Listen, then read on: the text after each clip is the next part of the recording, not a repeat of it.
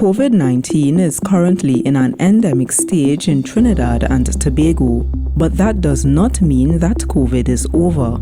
These words of caution were expressed by the Secretary of Health, Wellness and Social Protection, Dr. Faith B.Yisrael.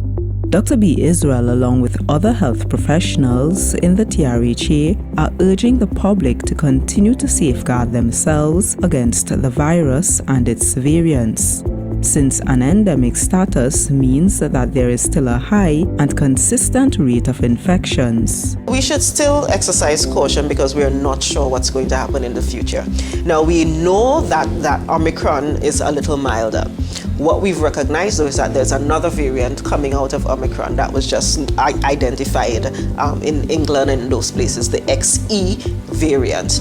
We don't know yet how serious that would be. So we still need to exercise caution, we still need to wash our hands, we still need to wear a mask, to social distance and those things, because we are not sure what the next variant is going to be. The Health Secretary says that persons with comorbidities like diabetes and hypertension are still vulnerable to the virus. We are not at the point where we can go back to pre-pandemic life. We can't go back to normal just yet.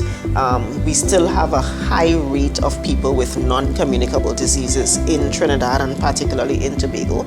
We know that those people are the ones who get the greatest or the most severe illnesses if they get COVID. Again, because we do not know what the next variant will look like, we still need to protect the most vulnerable around us. Dr. B.Yisrael is assuring that in the event of another wave of cases, COVID services are set to deal with increased numbers. We have all of the doctors and nurses and other health professionals who have gotten a little bit of a break over the last couple months, thank God, but who are ready and willing to reactivate. Hopefully, we do not need to, for example, start using the ICU that is now coming to fruition up the fort.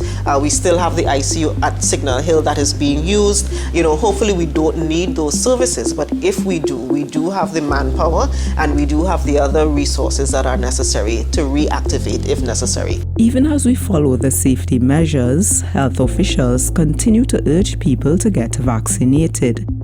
In Tobago, vaccination sites are at the Roxborough Health Facility, the Kaylon Health Center, and the Scarborough Health Center. I'm Omodara Mills for Let's Talk Tobago.